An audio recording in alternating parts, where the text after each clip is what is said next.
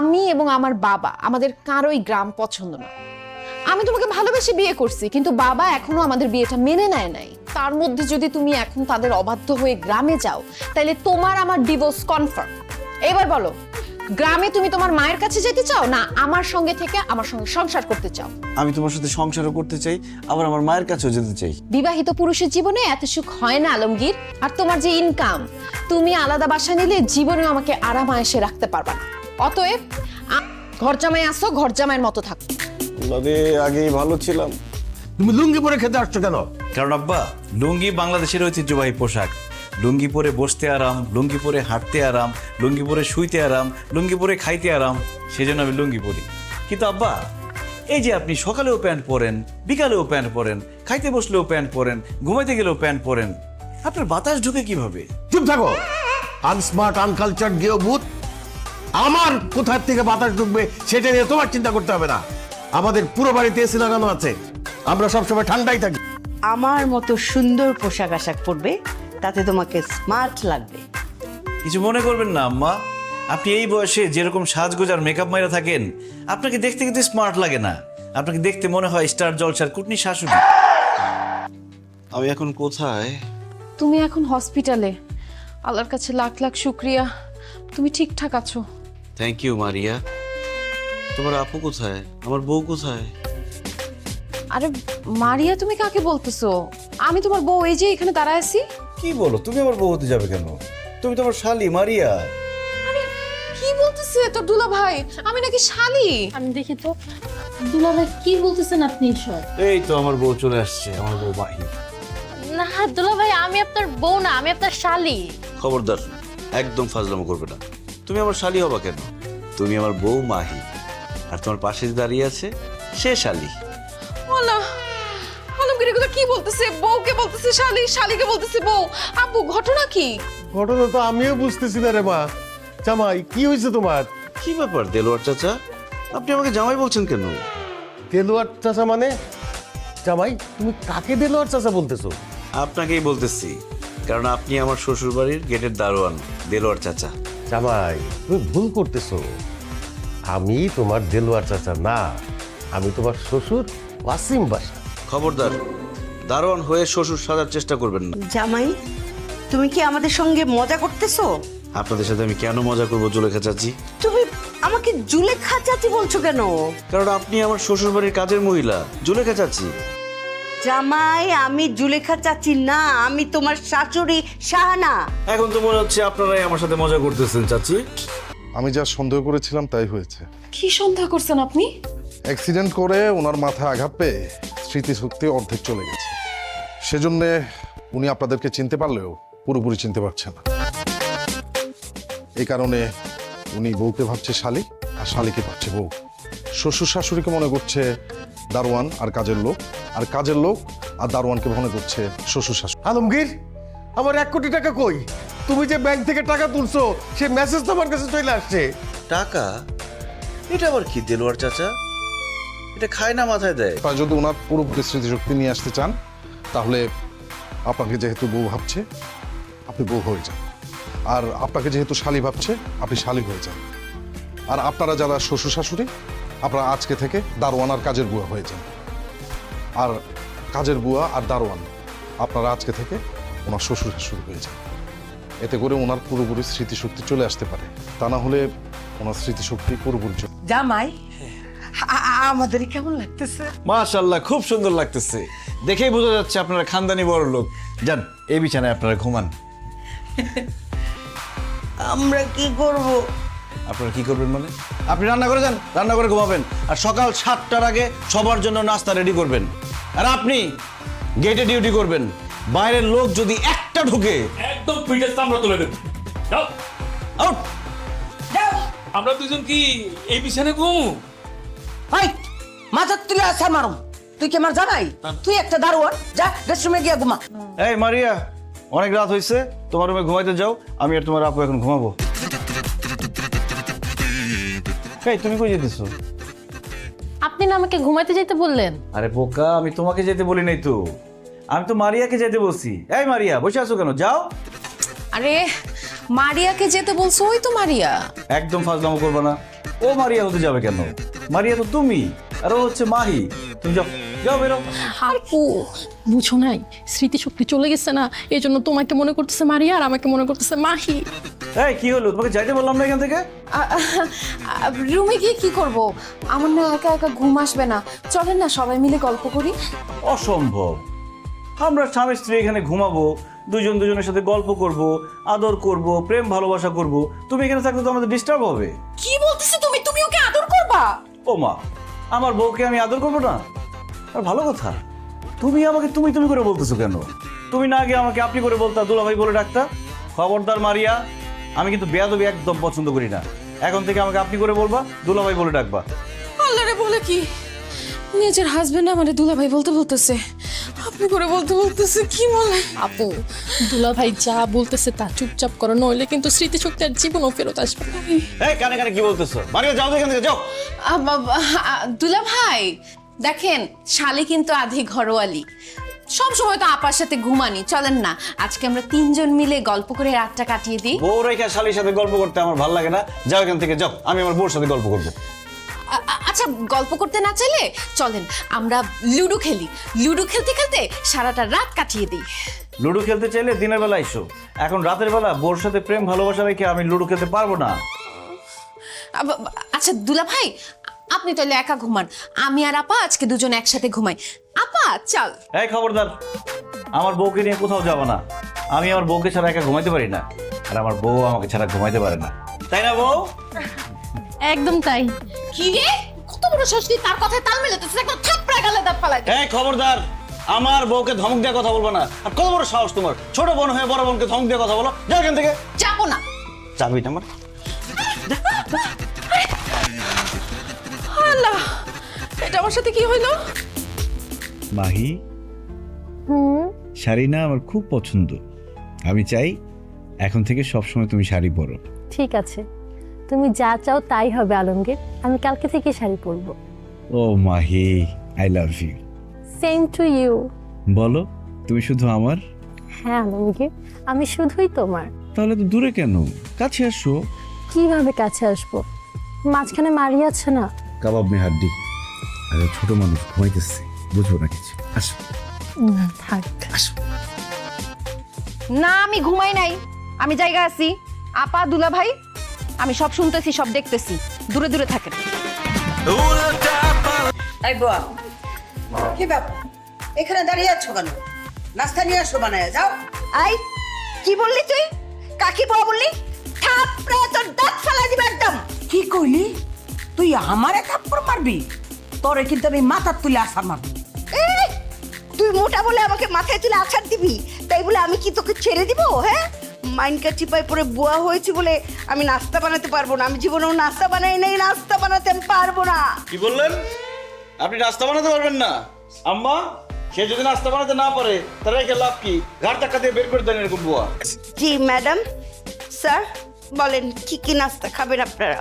আমি পরোটা, সবজি, বিরিয়ানি, মাংস, ডিম, রুটি সব নিয়ে আয় যা।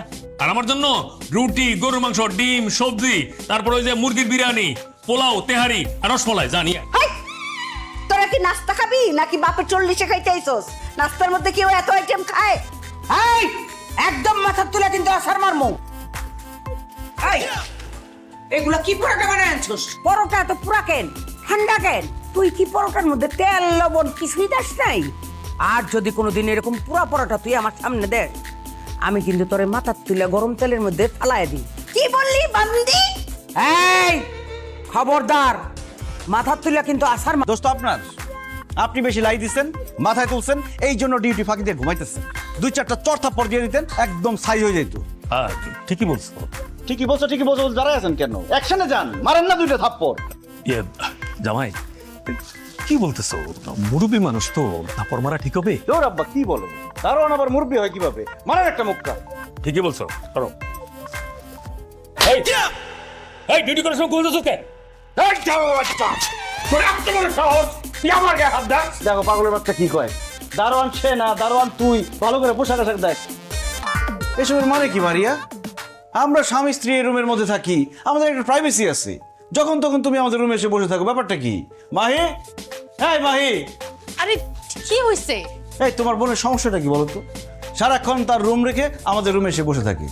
আমার তো মনে হয় তার মধ্যে একটা ঝামেলা আছে। না না, তাকে তো এইভাবে রাখা যাবে না। খুব তাড়াতাড়ি তাকে একটা বিয়ে করা দিতে হবে। আমার বিয়ে নিয়ে আপনাকে চিন্তা করতে হবে না। আপনি যে নিজের বিয়ে করা বউকে ভুলে গেছেন সেটা মনে করার চেষ্টা করেন। তোমার কি মাথা খারাপ হয়ে গেছে? আমার বউকে আমি কেন ভুলে যাব? এই যে আমার বউ মাহি, তো আমরা রিক্সাতে করে সারা ঢাকা শহর ঘুরে বেড়াবো। ওয়াও, রিকশায় ঘুরতে না আমার খুব মজা লাগে। চল আমরা রিকশায় ঘুরবো। 1 মিনিট, রিক্সায় যেহেতু যাবেন আমিও আপনাদের সাথে যাব। আশ্চর্য, তুমি আমাদের সাথে যাবে কেন? কারণ রিক্সায় না আমারও খুব ঘুরতে যেতে ইচ্ছে করতেছে। কতদিন রিক্সায় উঠি না, বড় লোকের মেয়ে তো, রিক্সায় ওঠা হয় না। তোমার রিক্সায় ঘুরতে ইচ্ছে করলে বিয়ে করে স্বামী নিয়ে ঘুরতে যাও, আমাদের সাথে তোমাকে রিক্সা নিব না। কি আর করবো দুলা ভাই, বিয়ে তো হয় নাই, স্বামী যেহেতু নাই, আমি আপনাদের সাথেই ঘুরবো। এমন করেন কেন? আচ্ছা রিক্সা ভাড়াটারা যা কিছু দেওয়া লাগে আমি দিয়ে দিব, চলো। সরি, কাবাবের মধ্যে হাড্ডি আমার একদম পছন্দ না। তুমি একটা হাড্ডি, তাই তোমাকে নিব না। চলো। আমাকে না নিলে আমি কাউকে যাইতে দিব না। আমরা বাইরে যাবো, ঘুরবো ফিরবো, প্রেম করব, তোমাকে নিব না। যা হাড্ডি, সর। কি হইছে? তুমি চিল্লাইতেছো কেন ওর সাথে? তোমার বোনের মাথা খারাপ হয়ে গেছে, সে আমাকে প্রেমের প্রস্তাব দেয় না। আর দেরি করা যাবে না, আব্বা আম্মার সাথে কথা বলে ওর একটা বিয়ের ব্যবস্থা করতে হবে, নইলে যে কোনো সময় একটা অঘটন ঘটিয়ে দিবে। তুমি একদম ঠিক কথা বলছো। আমার মনে হয় ও বিয়ে করার জন্য এগুলা শুরু করছে। এই, তুই চুপ থাক, কোনো কথা বলবি না, তুই অসভ্য। এই, তোমার কত বড় সাহস? তোমার বড় বোনকে তুই তুকারি করো, বেয়াদবি করো। কানে ধরো, কানে ধরো। বাবা, এই নাও লাঠি, বিসমিল্লাহ পয়রা তাও আলমগীরের মাথায় বাড়ি। বড় ইয়েস, এইবার জামাই বাবাজির স্মৃতিশক্তি ফিরে আসবে। আমাকে আর কাজের বুয়ার ভূমিকায় কাজ করতে হবে না। আর আমাকে আর দারোয়ানগিরি করতে হবে না। আমার এই 1 কোটি টাকা আমি আবার ফেরত পেয়ে যাবো। আর আমি আমার হারানো স্বামীকে ফেরত পেয়ে যাবো। ইয়ে!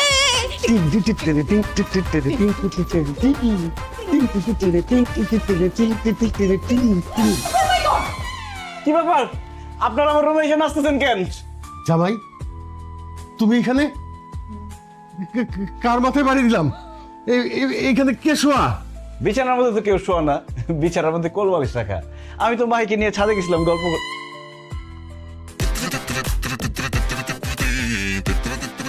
এই ভালো কথা, আপনারা আমার মাথায় বাড়ি দিতে আসছেন কেন?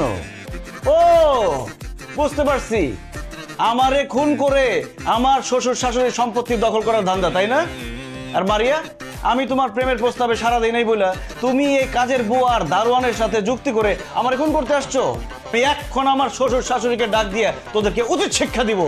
আব্বা, আম্মা, কোথায় আপনারা? এদিকে আসেন। আব্বা, এই জামাই চিল্লাচিল্লি করতেছ। এই দেখেন, এই দারোয়ানের বাচ্চা আর এই কাজের বুয়া আমারে খুন করে আপনাদের সব সম্পত্তি দখল করতে চাইছে, আর তাদের সাপোর্ট দিচ্ছে আপনাদের এই নারী ছেঁড়া ধন। কি নাম তোমার? মারিয়া। মারিয়া। কি?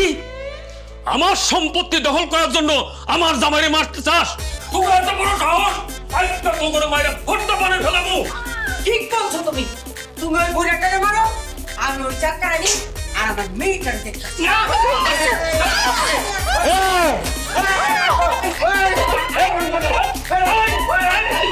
দেলোয়ার চাচা, জুলেখা চাচি, আমার স্মৃতিশক্তি হারানোর অভিনয় কি ঠিকঠাক হচ্ছে? আরে হইতাছে মানে একদম ঝাক্কাস হইতাছে। আচ্ছা, আমি যে বড় লোকের অভিনয় করতেছি, স্যারের চরিত্রে অভিনয় করতেছি, ওটা কি হইতাছে? বাবা, এই যে আমি যে ম্যাডামের চরিত্রে অভিনয় করতেছি, আমার অভিনয়টা কি হইতেছে কও না? আরে আপনাদের দুজনের অভিনয় খুব ভালো হইতেছে, দেখে বোঝাই যায় না আপনারা কাজের মহিলা ছিলেন আর দারোয়ান ছিলেন। দেখে মনে হয় আপনারা ম্যাডাম আর স্যার। শুধু মাঝে মধ্যে একটু ওভার অ্যাক্টিং করে ফেলেন আর কি।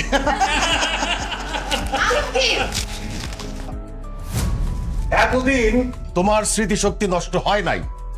তুমি এতদিন যাবত আমাদের সাথে অভিনয় করেছো। তোমার এত বড় সাহস, আমাকে দিয়ে তুমি দারোয়ানের কাজ করিয়েছো, মশার কামড় খাইয়েছো। সব তোমার সাজানো নাটক।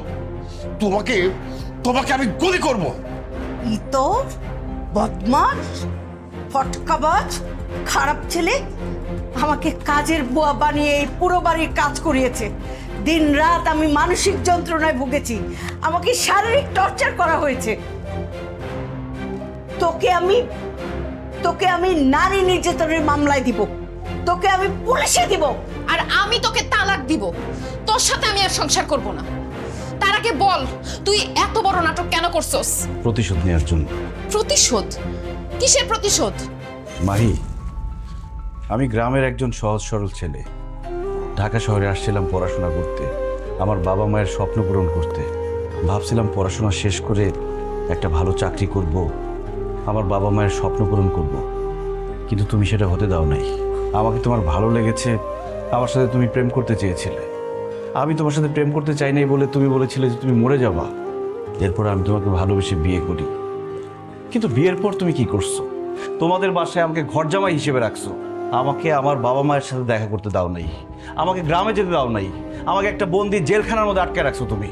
আর এই যে তোমার বাবা মা, কথায় কথায় আমাকে, আমার বাবা মাকে ছোট করে কথা বলতো, আমাকে গরিব চাষাভুষা বলতো। কিন্তু তুমি কোনোদিন প্রতিবাদ করো নাই। তোমার বাবা মা কাজের মহিলা দারোয়ানের সাথে গরু ছাগলের মতো ব্যবহার করতো। তারা নীরবে কাঁদতো, সে কান্না আমি দেখেছি। তাদের কান্না আমি সহ্য করতে পারিনি মাহি। আর সেই জন্য তোমার বাবা যেদিন আমাকে চেকটা দেয়, সেদিন ওই চেক নেওয়ার পর আমি অ্যাক্সিডেন্টের মিথ্যা নাটক করি। ওই ডাক্তার ছিল আমার বন্ধু। মিথ্যা স্মৃতিশক্তি হারানোর নাটক করি আমি। আমি জানতাম টাকার জন্য তোমার বাবা মা সব করবে। সেজন্য তোমার বাবাকে দারোয়ান আর তোমার মাকে কাজের মহিলা বানিয়ে বোঝাতে চেয়েছি, কাজের মানুষ দারোয়ান হলে কি হবে, তারাও তো মানুষ। কোনো মানুষকে অপমান করলে তাদের কতটা কষ্ট হয়, কোনো মানুষকে আঘাত দিয়ে কথা বললে তাদের কতটা কষ্ট হয়, এটা শুধু বোঝাতে চেয়েছি আমি। দারোয়ান ছোট পেশা, কিন্তু সেই কাজ করা কতটা কঠিন সেটা তোমার বাবা হারে হারে টের পেয়েছে। আর এই যে কাজের মহিলা, যে তোমাদের সবসময় দেখে শুনে রাখতো, রান্নাবান্না করে খাওয়াতো, সেই কাজটা তোমার মাকে দিয়ে করিয়ে আমি বোঝাতে চেয়েছি উনি যে কাজটা করতেন সেটা কতটা কঠিন। আর আমি তোমার ছোট বোনকে কেন আমার স্ত্রী বলেছিলাম জানো? কারণ আমি স্ত্রী হিসেবে ওর মতো সহজ সরল ভালো মেয়েকেই চেয়েছিলাম, যে তার স্বামীকে সম্মান করবে, স্বামীর সিদ্ধান্তকে মূল্যায়ন করবে, স্বামীর বাবা মাকে নিজের বাবা মা মনে করবে। স্বামী স্ত্রীর সম্পর্ক যে বিশ্বাস আর ভালোবাসার মধ্যে টিকে থাকে, সেটা বোঝানোর জন্যই আমি এত কিছু করেছি। দেলোয়ার চাচা, জুলেখা চাচি, মারিয়া, তাদের কোনো দোষ নেই। তারা শুধু এতদিন অভিনয় করেছে আমার জন্যই। প্রথমে ওনারা কেউ রাজি হতে চায়নি, আমি ওনাদেরকে জোর করে রাজি করিয়েছি, কারণ এছাড়া আমার আর কোনো উপায় ছিল না। স্যার, এতদিন ধরে আমি আপনার বাড়ির গেটের দারোয়ান। আপনার বাড়ির জান মাল সব নিরাপত্তার দায়িত্ব আমি নিয়েছি, কিন্তু আপনি আমার সাথে সব সময় খারাপ ব্যবহার করতেন, আমারে উষ্টা লাথি দিতেন। আমার খুব কষ্ট হতো স্যার, আমি নীরবে কাঁদতাম।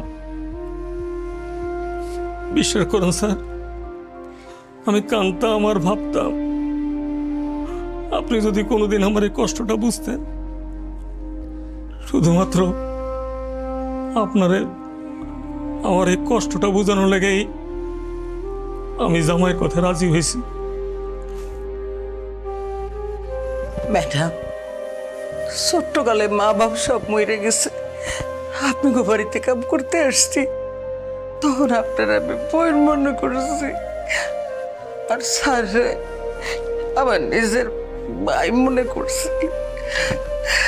আর আপনার মাইয়া মারিয়ারে আমার নিজের এ মনে কইরা মানুষ করছি, অগরে লালন পালন করছি, অগরে খাওয়াইছি, পড়াইছি, এই সংসারের সবকিছু দেখাশোনা করছি।